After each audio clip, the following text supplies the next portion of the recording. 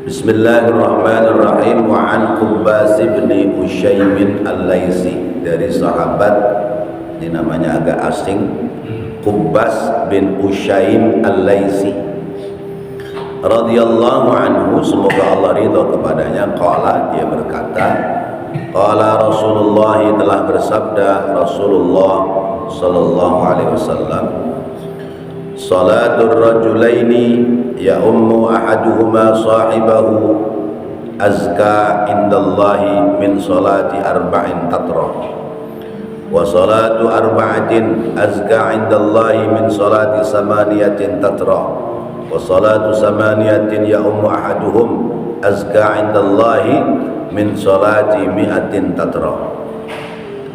Rawahu al-Bazzaru wa Tabrani. Salatul rajulaini, salatnya dua orang, ya ummu, yang menjadi imam, ahaduhuma, salah satu dari keduanya, sahibahu, kawannya, azka, lebih baik, lebih bagus, indallahi, di sisi Allah, min salati arba'atin, daripada salat 4 orang, tatro, pisah-pisah atau masing-masing, wa salatu arba'atin, dan salat 4 orang yang salat 4 orang itu salah satunya menjadi makmum, azka, lebih baik, indallahi, di sisi Allah, min salati samaniyatin, daripada salatnya 8 orang, tatro, yang misah-misah sendiri-sendiri, wa salatu samaniyatin, dan salat 8 orang, ya ummu ahaduhum, yang menjadi imam salah satu dari mereka, azka, lebih baik, indallahi, di sisi Allah, min salati mi'atin, daripada salat 100 orang, tatro, masing-masing. Bapak-bapak, hadirin dan saudara-saudara, bahasan masih tentang syarafu sholatil jamaah, kemuliaan sholat berjamaah. Pada poin yang kelima, kemuliaan sholat berjamaah itu annaha mahbubatun ilallahi ta'ala, orang sholat berjamaah lebih dicintai oleh Allah Ta'ala. Semakin banyak yang berjamaah, maka semakin dicintai oleh Allah. Jamaah berdua ya, lebih dicintai oleh Allah daripada yang tidak berjamaah. Jamaah bertiga lebih dicintai oleh Allah ketimbang jamaah berdua. Jamaah berempat lebih dicintai oleh Allah daripada jamaah bertiga, dan seterusnya. Sehingga dalam keterangan hadis ini disebutkan, kalau ada 2 orang sholat, yang satu menjadi imam, yang satu jadi makmum, itu akan lebih bagus daripada orang sholat 4 orang tapi misah-misah, atau 4 orang itu 2 rombongan ya, yang berdua jamaah di sini, yang berdua jamaah di sini, itu nggak bagus. Bahwa Islam mengajarkan kebersamaan, Islam mengajarkan membangun hubungan antar sesama umat Islam. Kemudian Islam mengajarkan kesetaraan. Islam mengajarkan membangun hubungan sosial yang baik antar sesama umat Islam, diawali dari sholat berjamaah. Sholat berjamaah itu bukti bahwa orang Islam dia patut berinteraksi antar sesama orang Islam. Jalannya dari rumah masing-masing itu ketika satu dengan yang lain bertemu, berarti sudah mulai ada bangunan silaturahim. Kemudian ketika sampai di masjid harus ada tegur sapa antara satu dengan yang lain. Yang satu menegur kepada yang lain, yang lain juga menegur kepada yang lainnya, sehingga komunikasinya hidup. Sebagaimana yang dilakukan oleh Rasulullah ketika pagi-pagi pada saling ketemu karena hendak melaksanakan sholat subuh, Rasulullah negur sapa, kaifa asbahtum, bagaimana kabar kalian pagi hari ini? Jawabnya apa? Asbahna mu'minin, ya. Pagi hari ini kami berada dalam keimanan kepada Allah. Kemudian apa saja itu yang menjadi alamat dan tanda bahwa dia itu pagi-pagi dalam keadaan beriman kepada Allah? Tanda alamatnya ya sholat berjamaah, kemudian silaturahim, kemudian saling bertukar pemikiran. Nah, itu makna dari orang kumpul sholat berjamaah. Karena itu orang berjamaah ya jangan muncul aja datang sendiri, ya. Duduk sendiri, salaman sama temannya nggak mau, ngobrol nggak mau, ntar udah selesai sholat salam rapi, muncul jalan sendiri, nggak bisa seperti itu.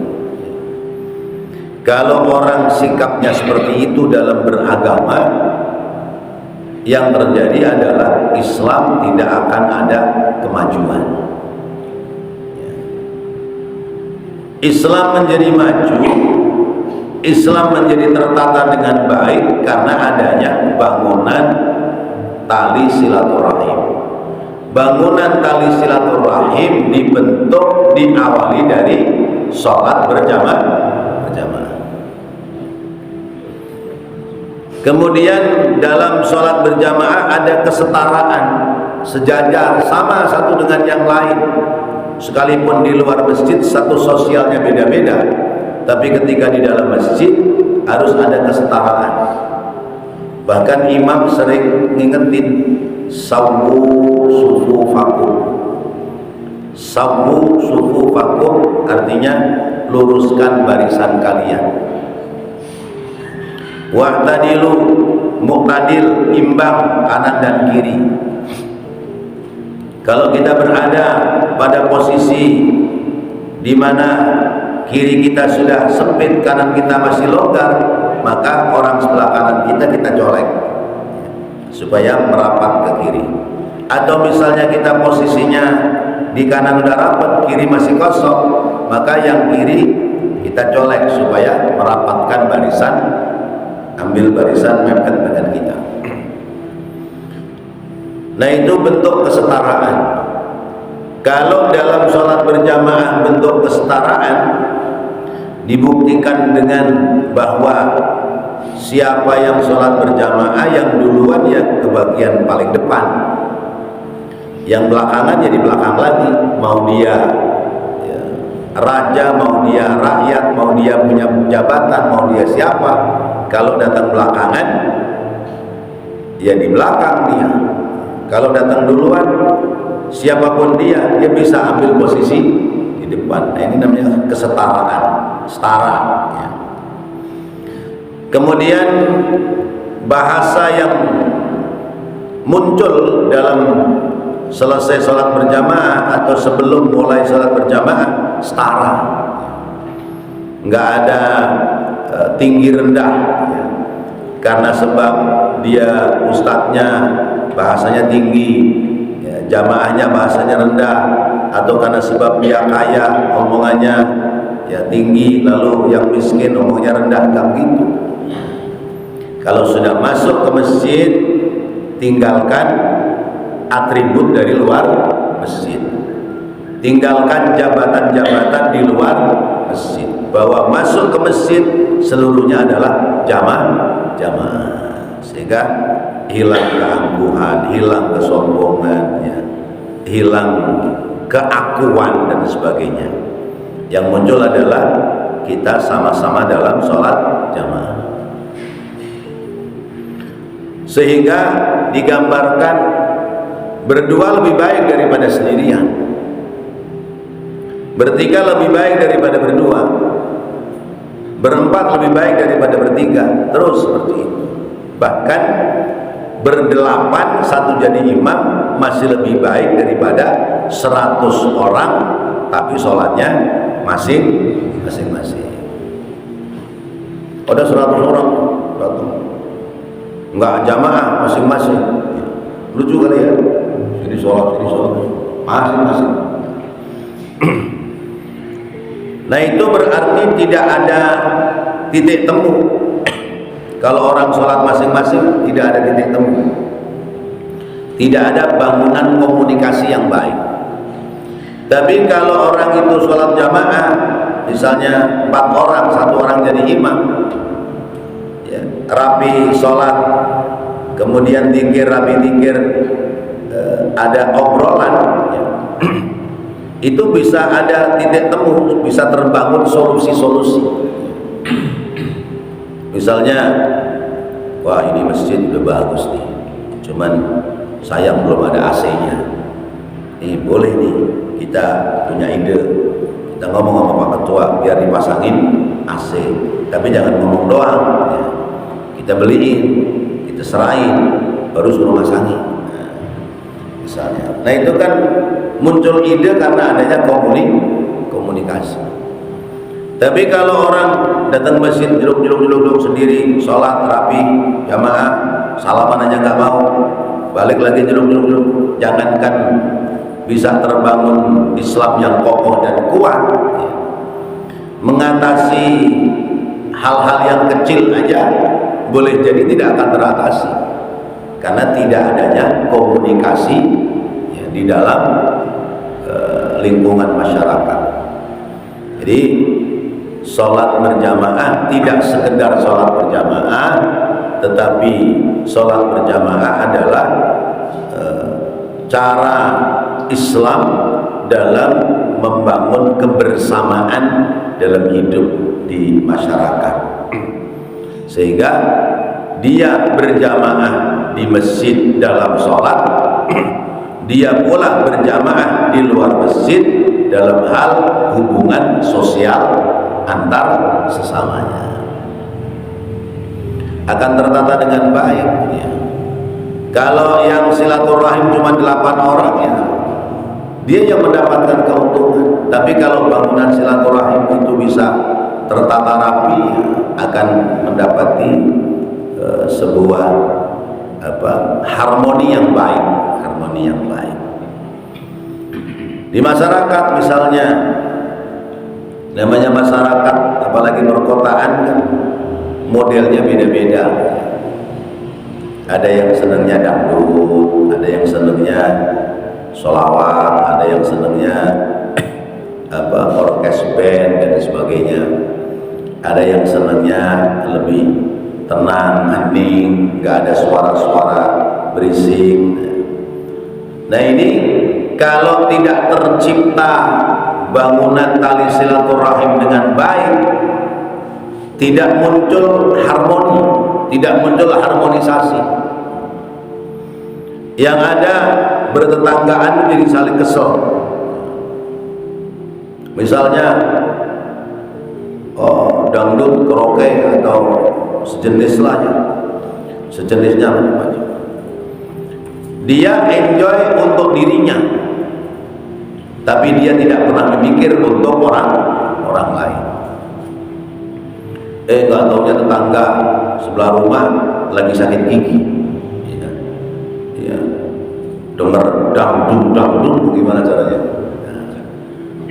Maka tidak tercipta harmonisasi. Maka harus tercipta harmoni. Macam orang sholat,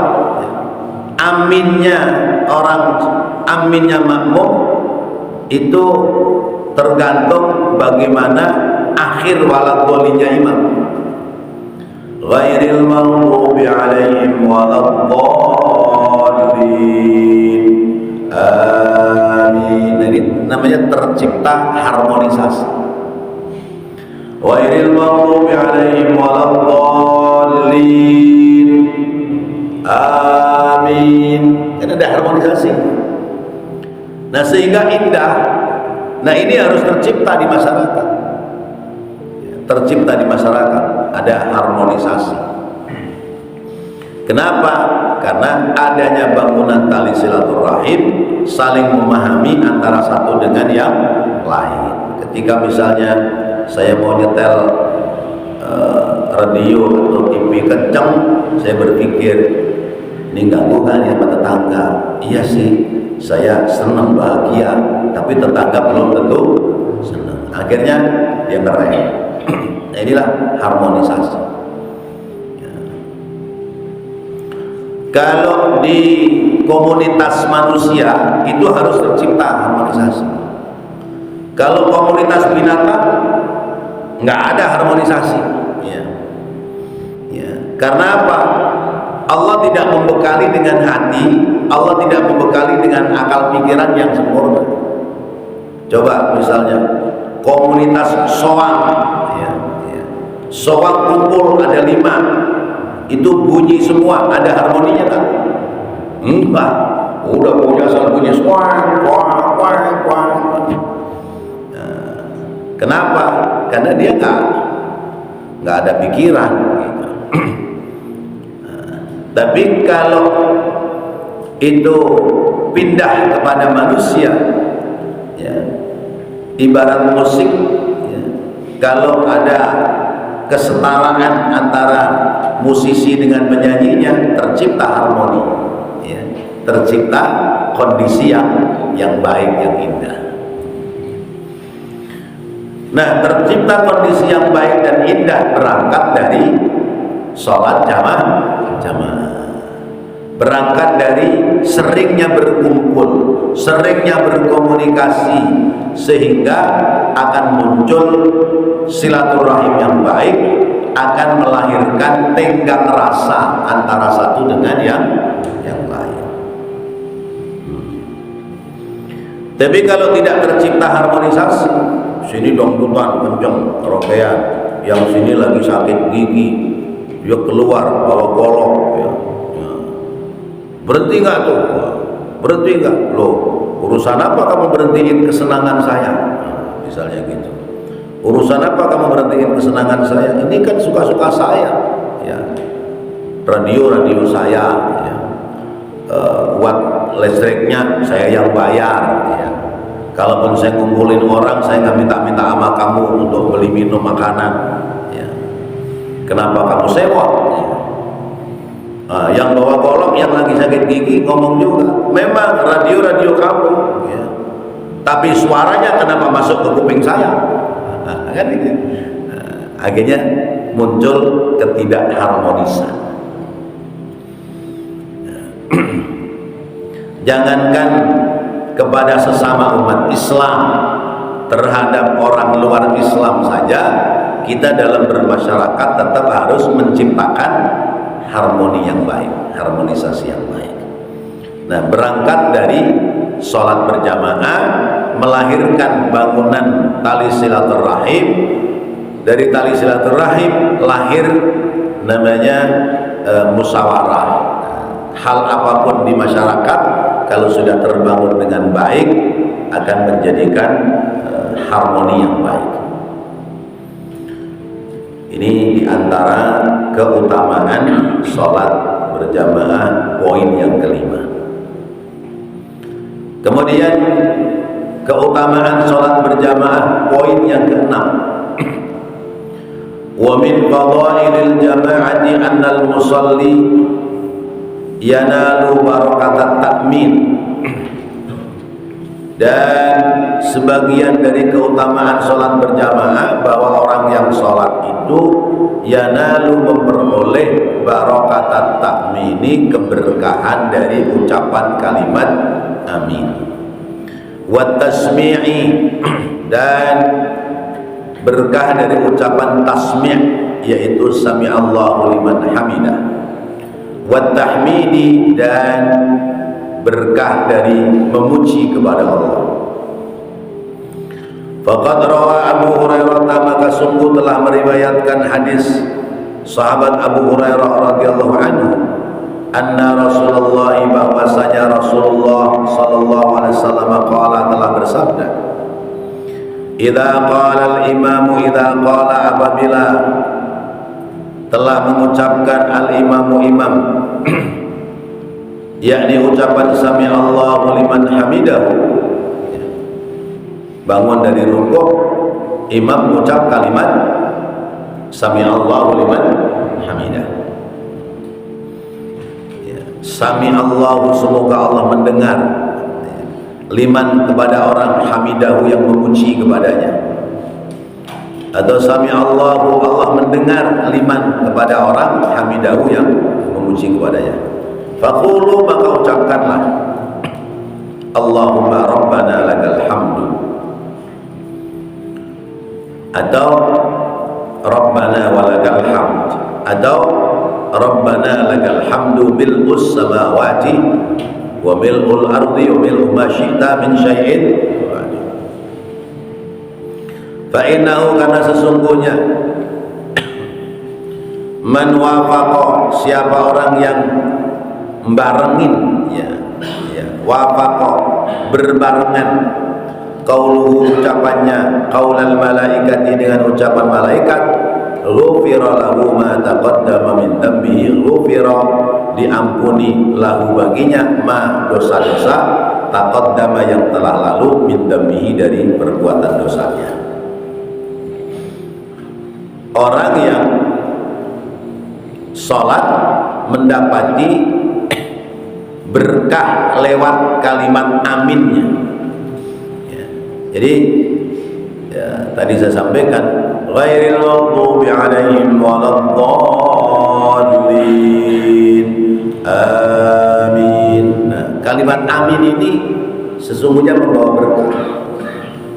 Nah, sementara amin itu bisa bareng-bareng ketika orang itu sholat berjamaah. Coba kalau kita sholat sendiri, ya, ini terutama sholat jahar, ya, maghrib, isya, subuh, atau Jumat, itu sholat jahar. Kalau sholat sir, ya, nggak ada aminnya, ya. Sholat duhur, imam ngimamin, fatihahnya kedengeran nggak? Nggak. Ada aminnya nggak? Nggak. Tapi sami Allahu liman hamidah kedengeran nggak? Kedengeran, ya. Terus ketika bangun sami Allahu liman hamidah, kita mengucap Rabbana lakal hamdu. Atau pada posisi sholat jahar, ya, waladhdallin, kita mengucap kalimat amin. Di situ ada keistimewaan yang disiapkan oleh Allah. Pertama, pada hadis ini, ketika orang itu bangun dari rukuk, mengucap, imam mengucap sami Allahu liman hamidah, kemudian kita mengucapkan Rabbana lakal hamdu, siapa orang yang ucapannya itu berbarengan dengan ucapan malaikat, maka dosa-dosanya diampuni oleh Allah Subhanahu wa ta'ala. Dalam sholat kita sebagai makmum, dalam sholat kita sebagai makmum, ketika imam takbir intiqal, kita boleh, ya, mengikuti takbir intiqalnya imam, ya. Ya, di awal kan takbiratul ihram wajib, ya. Usolli fardhu subhi, Allahu Akbar, itu yang wajib kalimat Allahu Akbarnya, sedangkan ngangkat tangannya sunnah, ya. Tuh, Allahu Akbar yang pertama itu wajib, maka suara Allahu Akbar yang pertama harus kedengeran oleh telinga kita. Imam Allahu Akbar, kita terus usolli fardhu subhi Allahu Akbar.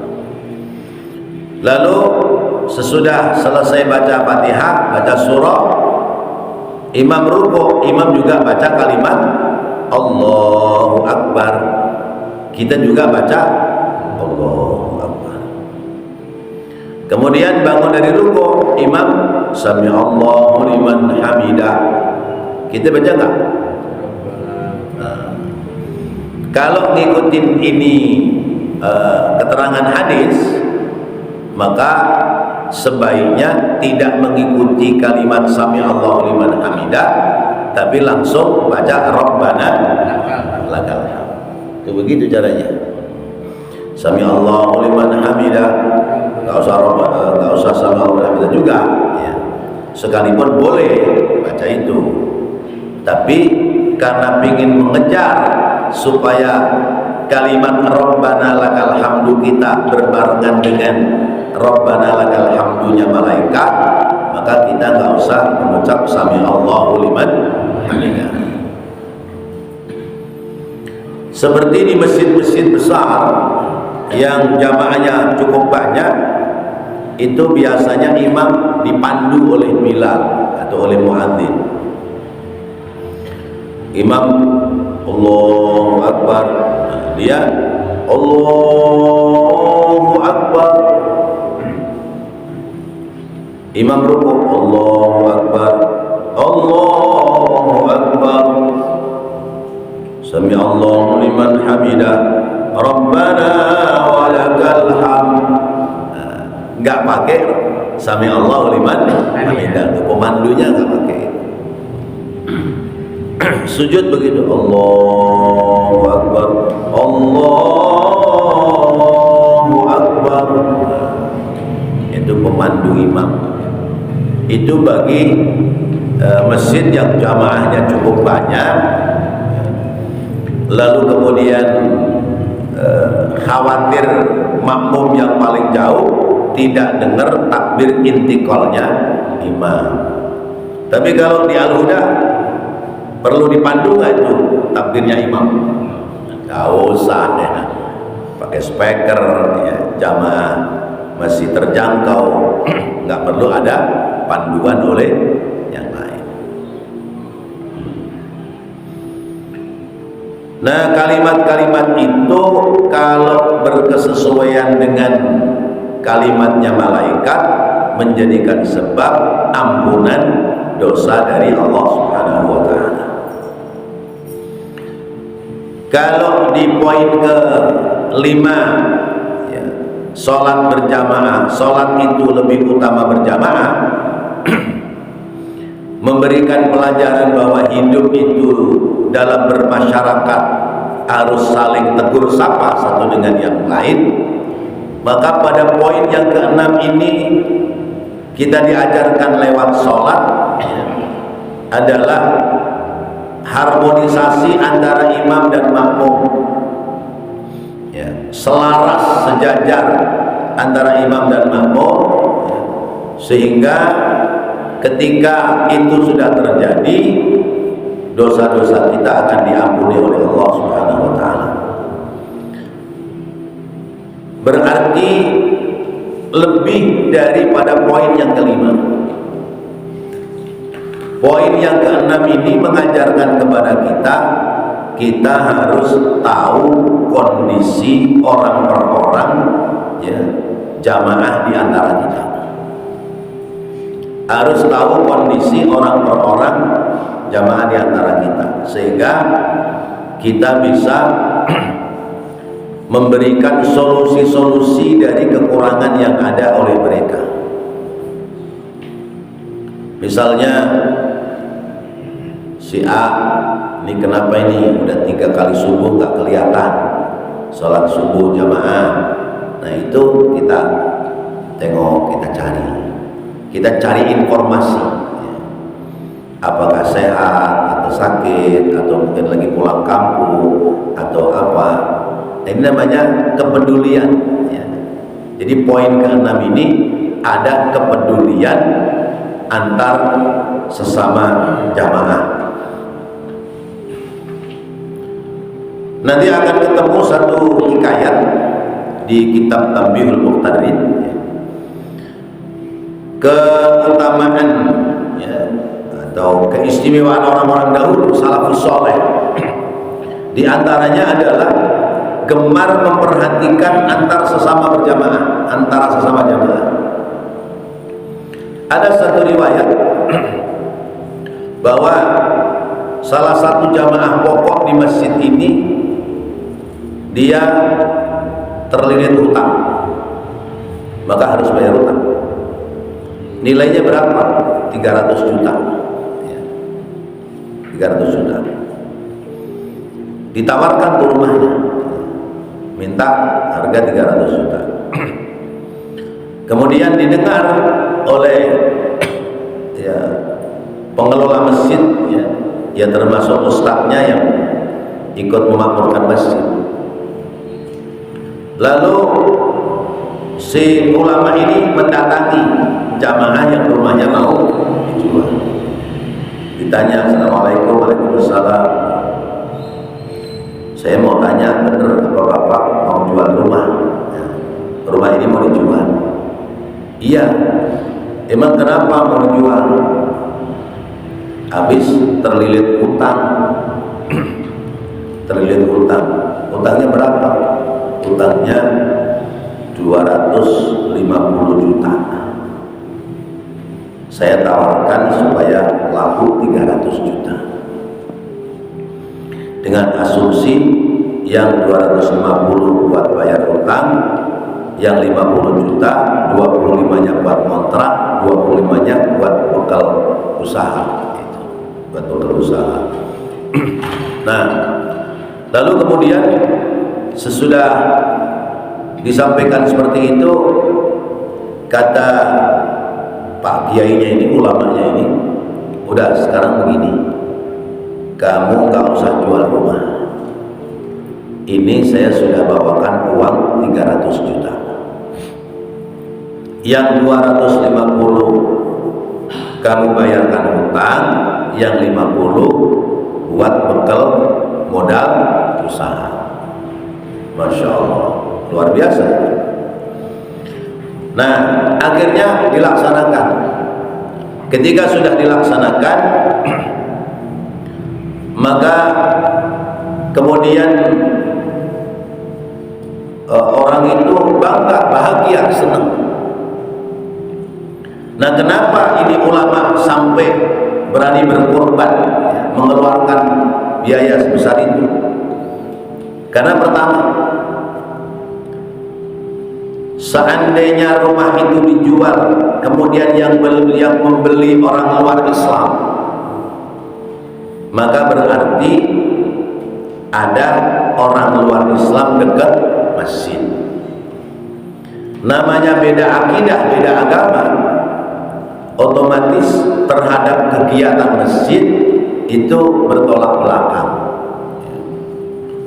Beberapa cerita, ya, ada orang lagi adzan subuh, ya, ditabokin sama orang non muslim, ya, karena keberisikan itu terjadi. Atau ya, pesantren ini kalau sebelum subuh pada zikir, baca apa dan sebagainya, kebetulan di sekitar pesantren ada orang non muslim, keberisikan dia datang, dia ngamuk-ngamuk, marah-marah. Itu poin pertama seperti itu. Jadi kenapa dipertahankan? Supaya tidak berpindah kepada orang luar Islam. Yang kedua, orang ini jamaah pokok di masjid yang dimaksud. Kalau sampai dia jual rumah lalu pindah ke tempat lain, berarti di masjid ini berkurang jamaah yang pokok di masjid. Kemudian yang ketiga, ya kalau orang ini pindahnya di tempat lain, lingkungannya masih mayoritas umat Islam, ya, akan selamat dia punya agama, akan selamat pula anak-anaknya dalam beragama. Lah kalau kemudian dia pindahnya tempat lain yang di situ misalnya lingkungannya brengsek atau lingkungannya mayoritas luar Islam, mungkin yang tua bisa mempertahankan agama, tapi yang muda belum tentu. Nah, berangkat dari pemahaman pemikiran yang seperti ini, maka sudah, rumahmu nggak usah kamu jual, ini uang buat bayar utang, kemudian ini sisanya buat biaya untuk hidup, apa, usaha, dagang kayak apa dan sebagainya. Nah, ini berangkat dari siapa orang yang ketika imam mengucap sami Allahu liman hamidah, maka orang itu mengucap Rabbana lakal hamdu berbarengan dengan bacaan malaikat. Jadi bangunan ini harus terjadi. Ada kepedulian antar sesama kita. Ya. Nggak pernah kelihatan lewat depan rumah, cari kabar, cari berita. Oh benar, ternyata lagi sakit dan sebagainya dan sebagainya. Maka berangkat dari situ akan muncul kesetiaan antar sesama kita umat Islam, karena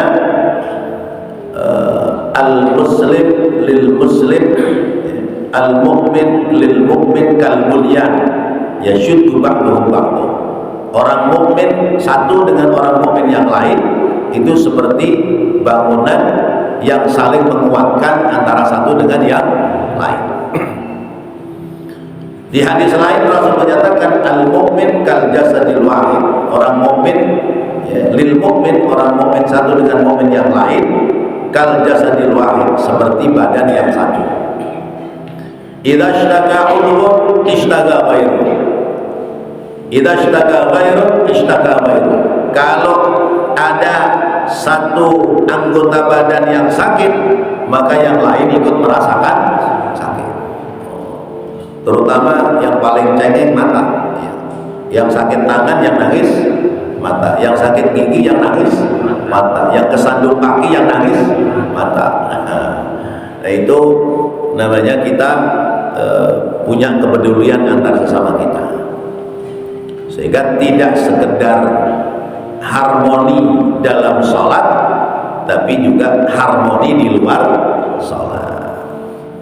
Ada kepedulian satu dengan yang lain. Yang lalu sudah kita bahas bagaimana umat Islam harus mampu menguatkan bangunan ekonomi antar sesama.